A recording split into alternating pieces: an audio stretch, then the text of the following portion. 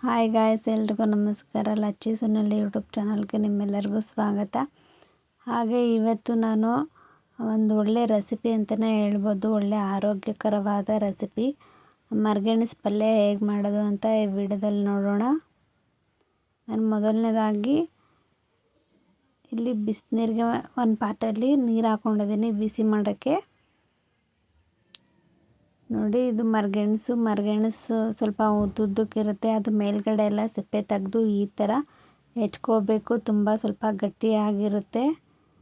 ಈ ಥರ ಸೈಜಲ್ಲಿ ಹೆಚ್ಕೊಂಡ್ರೆ ಸಾಕು. ತುಂಬ ಚಿಕ್ಕದ ಹೆಚ್ಕೊಂಡ್ರೆ ಅದು ಬೇಯಿಸೋಕ್ಕೆ ಸರಿ ಹೋಗಲ್ಲ. ಹಾಗಾಗಿ ನೋಡಿ, ಇದನ್ನು ಇವಾಗ ವಾಶ್ ಮಾಡ್ಕೊಂಡಿದ್ದೀನಿ. ನೀಟಾಗಿ ವಾಶ್ ಮಾಡಬೇಕು.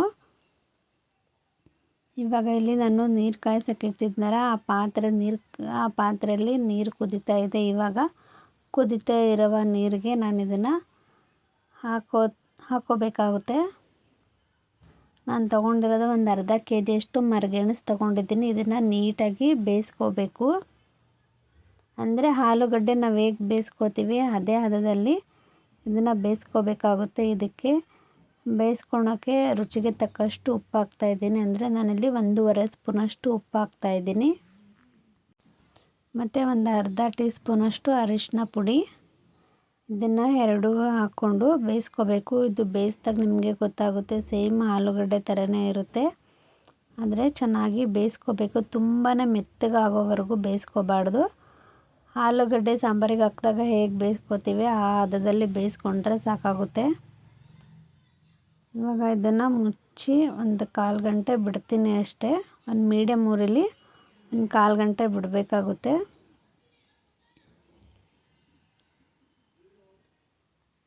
ಈ ಗೆಣಸು ಮಧುಮೇಹ ಮತ್ತು ಕರಳಿನ ಸಮಸ್ಯೆಗೆ ತುಂಬಾ ಹೆಲ್ಪ್ ಆಗುತ್ತೆ. ತಿನ್ನೋದ್ರಿಂದ ಸಮಸ್ಯೆ ಏನಾದರೂ ಇದ್ದರೆ ನಿವಾರಣೆ ಆಗುತ್ತೆ.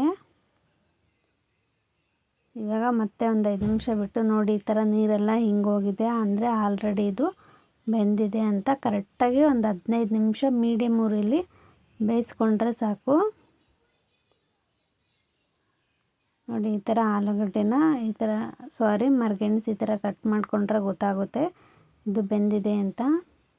ಆದಷ್ಟು ಸಿಲ್ವರ್ ಪಾತ್ರೆಯಲ್ಲಿ ಬೇಯಿಸ್ಕೋಬೇಕು. ಸ್ಟೀಲಿನ ಪಾತ್ರೆ ಕೆಳಗಡೆ ತಳ ಇಡೋ ಚಾನ್ಸಸ್ ಇರುತ್ತೆ, ಅಂದರೆ ಸೀದೋಗುತ್ತೆ. ಈಗ ಅದಕ್ಕೆ ಒಂದು ಒಗ್ಗರಣೆ ಹಾಕ್ಕೊಳ್ಳೋಣ. ಇಲ್ಲಿ ಒಂದು ಅರ್ಧ ಕಪ್ಪಷ್ಟು ಎಣ್ಣೆ ಹಾಕ್ಕೊಂಡಿದ್ದೀನಿ. ಇದಕ್ಕೆ ಒಂದು ಅರ್ಧ ಟೀ ಸ್ಪೂನಷ್ಟು ಸಾಸಿವೆ ಹಾಕಿದ್ಮೇಲೆ ಸ್ವಲ್ಪ ಚಟಪಟ ಅಂತ ಸಿಡಬೇಕು. ಈಗ 1-2 ಕಡ್ಡಿ ಕರಿಬೇವಿನ ಸೊಪ್ಪು, ಒಂದು 4 ಖಾರಕ್ಕೆ ತಕ್ಕನಷ್ಟು ಹಸಿಮೆಣಸಿನ್ಕಾಯಿ, ಹಾಗೆ ಒಂದು ಮೀಡಿಯಮ್ ಸೈಜ್ ಅಂದರೆ ಸ್ವಲ್ಪ ದಪ್ಪ ಸೈಜಲ್ಲಿ 2 ಈರುಳ್ಳಿನ ತೊಗೊಂಡಿದ್ದೀನಿ. ಈರುಳ್ಳಿ ಸ್ವಲ್ಪ ಜಾಸ್ತಿ ಇದ್ದರೆ ತುಂಬಾ ಚೆನ್ನಾಗಿರುತ್ತೆ. ಈರುಳ್ಳಿ ಚೆನ್ನಾಗಿ ಫ್ರೈ ಆಗಬೇಕು. ಇದಕ್ಕೆ ನಾವು ಆಲ್ರೆಡಿ ಮರಗೆಣಸಿಗೆ ಉಪ್ಪು ಹಾಕಿರ್ತೀವಿ. ಹಾಗಾಗಿ ಈರುಳ್ಳಿಗೆ ಎಷ್ಟು ಬೇಕೋ ನೋಡಿಕೊಂಡು ಒಂದು ಸ್ವಲ್ಪ ಉಪ್ಪು ಹಾಕ್ಕೊಂಡಿದ್ದೀನಿ ರುಚಿಗೆ ತಕ್ಕಷ್ಟು. ಈಗ ನಾನು ಮರಗೆಣಸು ಬೇಯಿಸಿರುವಂತಹ ನೀರೆಲ್ಲ ತೆಗ್ದಿದ್ದೀನಿ. ಮರಗೆಣಸು ಮಾತ್ರ ತಗೊಂಡಿದ್ದೀನಿ. ಈಗ ಇದಕ್ಕೆ ಬೇಯಿಸಿರುವಂಥ ಮರಗೆಣಸು ಹಾಕ್ಕೊಂಡಿದ್ದೀನಿ. ಒಂದು ಸ್ವಲ್ಪ ಕೊತ್ತಂಬರಿ ಸೊಪ್ಪು, ಹಾಗೆ ಒಂದು ಸ್ವಲ್ಪ ಕಾಯಿ ತುರಿನ ಇದಕ್ಕೆ ಹಾಕ್ಕೊಂಡಿದ್ದೀನಿ. ಇದನ್ನೆರಡು ಹಾಕ್ಕೊಂಡು ನೀಟಾಗಿ ಚೆನ್ನಾಗಿ ಕಲಿಸ್ಕೋಬೇಕು. ತುಂಬಾ ರುಚಿಯಾಗಿರುತ್ತೆ. ಈ ಮರಗೆಣಸು ಜೀರ್ಣಕ್ರಿಯೆಗೂ ಕೂಡ ತುಂಬಾ ಹೆಲ್ಪ್ ಮಾಡುತ್ತೆ. ನೋಡಿ, ಈ ಥರ ನೀಟಾಗೆಲ್ಲ ಚೆನ್ನಾಗಿ ಕಲಿಸ್ಕೋಬೇಕು.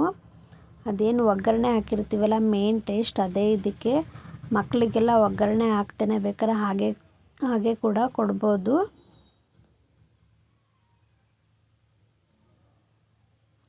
ನೋಡಿ, ಎಷ್ಟು ಚೆನ್ನಾಗಿ ಕಲರ್ಫುಲ್ಲಾಗಿ ಇದೆ. ತಿನ್ನೋಕ್ಕೂ ಕೂಡ ತುಂಬಾ ರುಚಿಯಾಗಿರುತ್ತೆ. ಆರೋಗ್ಯವಾದ ಮರಗೆಣಸಿನ ಪಲ್ಯ ಇದು.